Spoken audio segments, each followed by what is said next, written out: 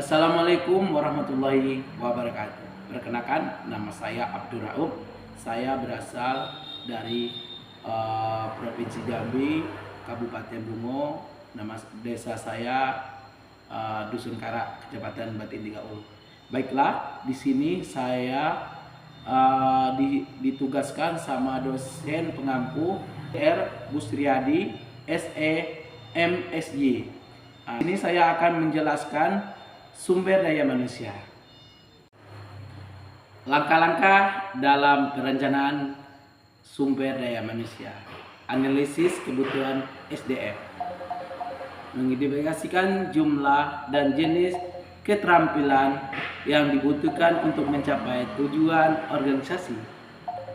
Menganalisis tren dan proyek bisnis di masa depan serta dampak terhadap SDM. 2. Analisis ketersediaan SDM. Menilai. 2. Analisis kualitas SDM.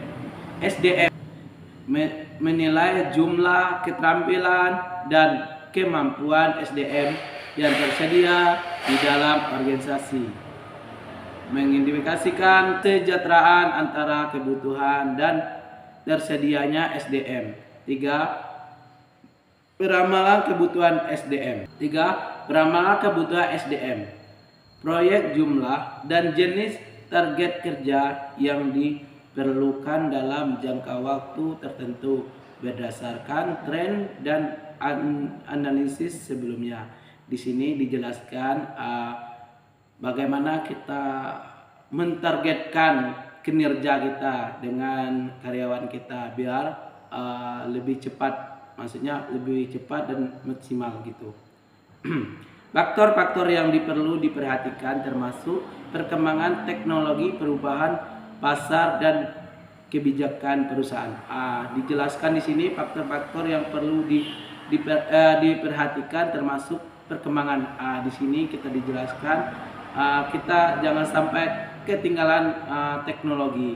Di sini juga kita misalnya contoh memasangkan papan iklan, itu kan menunjukkan teknologi kita.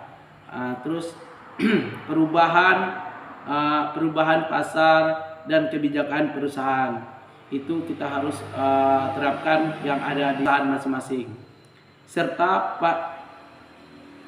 menentukan strategi untuk merekrut, mengembangkan dan mempertimbangkan SDM dibutuhkan. Di sini dijelaskan juga untuk merekrut karyawan baru, mengembangkan produk-produk atau lebih mengembangkan perusahaan yang jauh lebih besar lagi. Dan mempertahankan SDM yang dibutuhkan. Misal pengembangan SDM menyesuaikan program pelatihan dan pengembangan untuk meningkatkan keterampilan dan komunikasikan kebutuhan pelatihan berdasarkan analisis kesenjangan keterampilan antara yang dibutuhkan yang tersedia. Di sini juga dijelaskan menyuluh program pelatihan untuk tenaga kerja atau pegawai itu wajib mengikuti pelatihan yang ada di tempat kerjanya, pengembangan dan bagaimana cara perusahaan ini bisa lebih maju dan lebih kembang pesat lagi, meningkatkan keterampilan. Bagaimana bukan dari penampilan perusahaan, kita juga harus penampilan yang sangat rapi, misalnya sangat bagus gitu. 6. Manajemen kinerja. Menetapkan STAR kinerja untuk sistem posisi atau fungsi dan melakukan evaluasi secara berkala. Kinerja.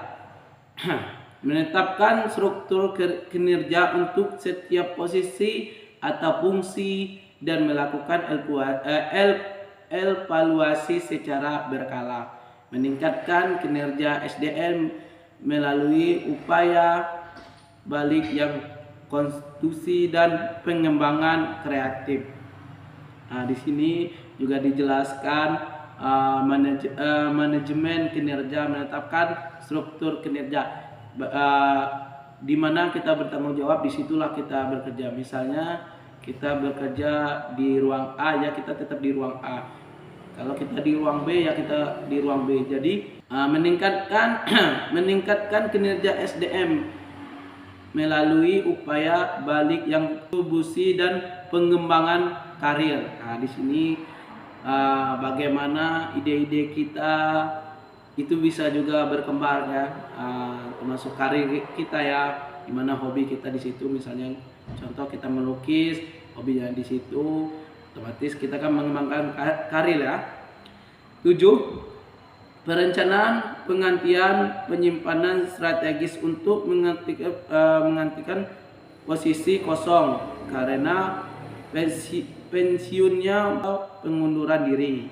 Nah, di sini juga dijelaskan misalnya menggantikan posisi, mungkin ada yang lebih bagus maka digantikan posisi yang lebih bagus lagi. Misalnya misalnya si A ditukar dengan si B gitu. Ini melebihkan indikasi calon pengganti dan potensi perencanaan pengembangan karir untuk mereka. Mungkin orang itu karirnya sudah bagus ya, maka diganti gitu. Faktor yang mempengaruhi perencanaan SDM. Perubahan teknologi. Di sini juga banyak faktor perubahan. Mungkin teknologi ini contohnya HP, HP itu ada yang dua ya, ada yang positif dan ada negatif. Ya kalau positif otomatis karir kinerjanya sangat bagus. Kalau yang negatif ya asal-asalan gitu. Perubahan teknologi.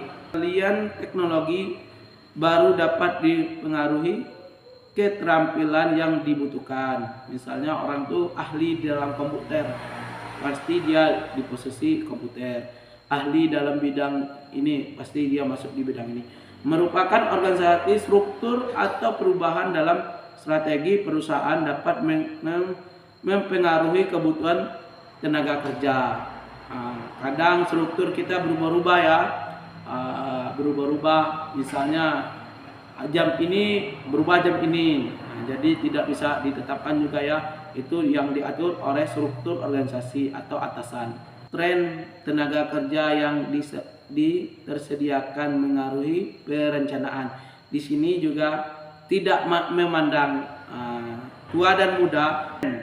Tenaga kerja yang tersedia mengaruhi perencanaan SDM. Di sini juga banyak pengaruhnya. Gitu.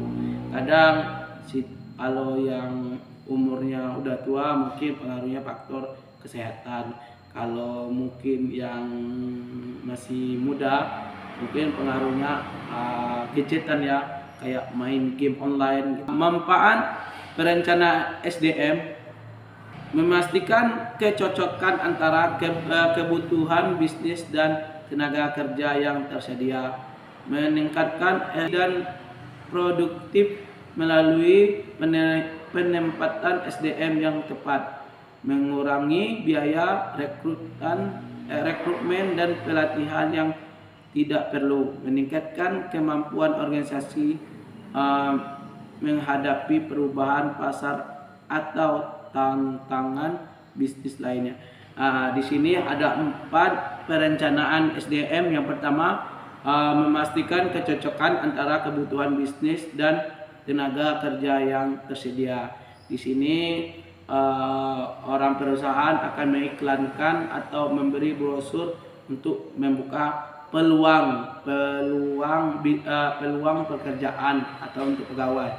Terus di sini juga terbatas ya, misalnya penerimaannya 100 ya, yang dimasukin 100 gitu.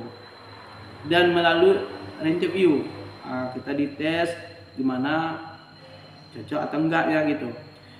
Yang 2, meningkatkan efisiensi dan produktif melalui penempatan SDM yang tepat. Penempatan SDM yang tepat ya, mungkin orang ini tepat di sini ya di sini gitu. 3, Kan biaya rekrutmen. Di sini juga